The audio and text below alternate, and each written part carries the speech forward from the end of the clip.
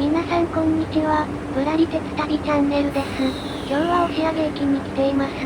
押上駅といえば、4路線が乗り入れる駅としてご存知の方も多いと思います。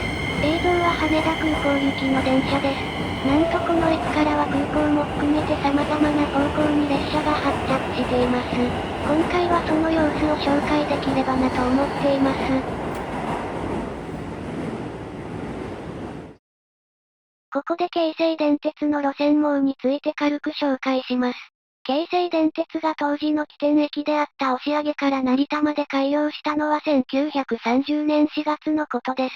押上から都心へは市電に乗り換える必要があったことから、京成は押上から先、隅田川を越えて浅草への延伸を計画しました。しかしここで、同時期に延伸を計画していた東武と競合し、京成はここから社長らが逮捕される事態まで発展し、延伸は失敗に終わりました。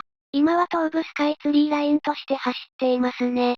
ここでタイミングよく、日暮里と筑波に鉄道敷設免許を持っていた会社を吸収合併し、1933年には念願の都心延伸を果たしたのでした。今でこそ京成本線は上野型のことを言いますが、当時は押上が起点だった点は意外ですね。というわけで、ここは押上駅の浅草、品川方面に向かうホームです。結局都営浅草線に乗り入れたことで、浅草への乗り入れに成功していますね。西馬込行きの電車が発車していきます。ここには京成、都営、京急など様々な会社の電車が来るのが見どころではないでしょうか。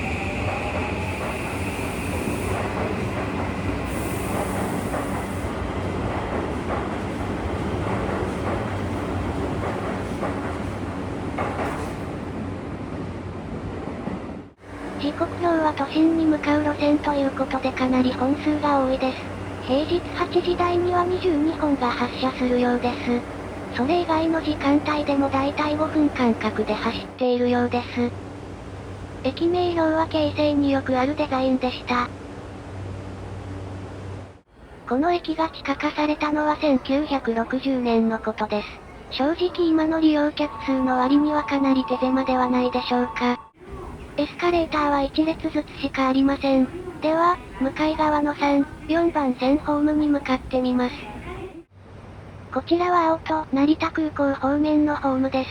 ホームドアが京成カラーの青色になっていますね。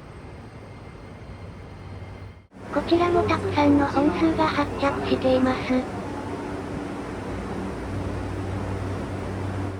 こちらは青と止まりの各駅停車ですね。京急の車両でやってきました。この駅からは羽田空港と成田空港のどちらにも1本で行けるので、誤乗防止の案内が目立ちます。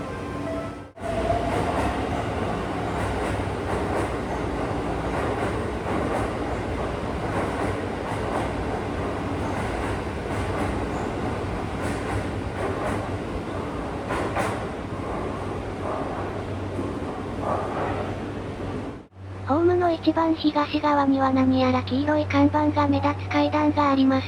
ここは東口改札に繋がっており、半蔵門線、東武スカイツリーラインへの乗り換えはすごく遠い経路となっています。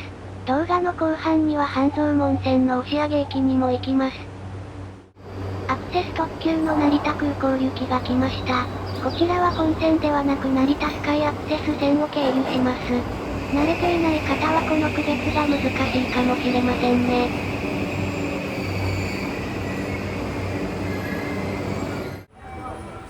改札外の運賃表はびっしりと文字で埋め尽くされています。直通先の京急線と、都営地下鉄の運賃表、そして東京メトロの連絡運賃表も掲載されています。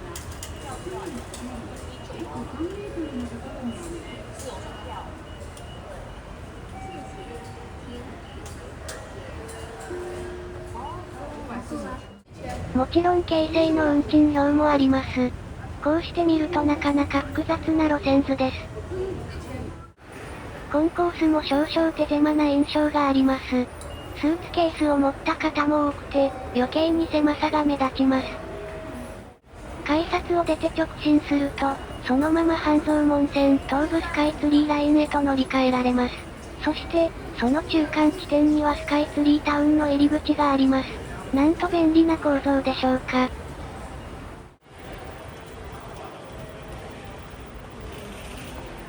一旦地上に出てきました。バスロータリーも整備されていてバスを待つ方もかなりいます。奥に見える商業施設はもともと京成電鉄の本社でした。また、振り返るとスカイツリーがそびえ立っています。個人的にスカイツリー一帯の建築がすごく好きで、何回見ても飽きないですね。こちらは先ほどの東口につながる出入り口です。おそらく地上駅時代にはここも線路がたくさんあったのではないかと思われます。では、先ほどの乗り換え通路に戻って、次は半蔵門線東武スカイツリーラインの改札内に入ってみましょう。こちらは完全に東京メトロ仕様に見えます。こちらは2003年に開業した新しい駅になっています。半蔵門線の渋谷駅から先は東急田園都市線にも直通しています。押上駅は長い年月をかけて巨大ターミナル駅に変貌したということがわかりますね。4番線、東武スカイツリーライン直通のホームです。おおよそ10分間隔で発車するダイヤのようです。やってくる車両の会社名が案内されています。ホームが4つありますが、1、2、3番線が渋谷方面で、北千住方面は4番線の1つだけで運行されています。渋谷方面からの電車は大半がここで折り返すようです。田園都市線直通の電車が発車していきます。当駅で折り返す電車は2、3番線を使うようになっています。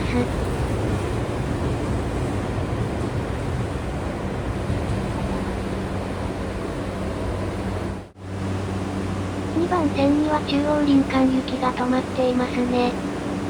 ここでレアキャラの東京メトロ8000系がやってきました。昭和の終わり頃に登場した古い電車で、ほとんど廃車されましたが、残り2編成だけ、未だに活躍中です。こちらは4番線の月行きの運用でした。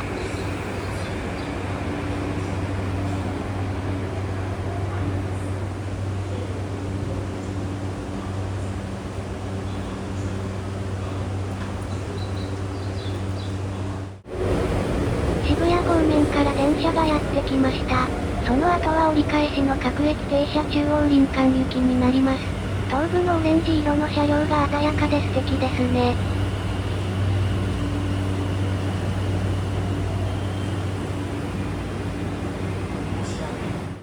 曳舟方面の線路は下りながら大きく右カーブしていきます。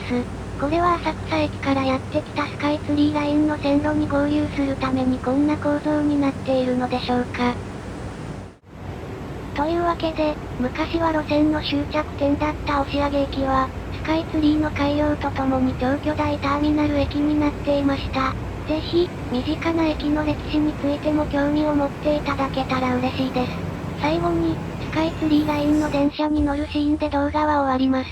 ここまでのご視聴ありがとうございました。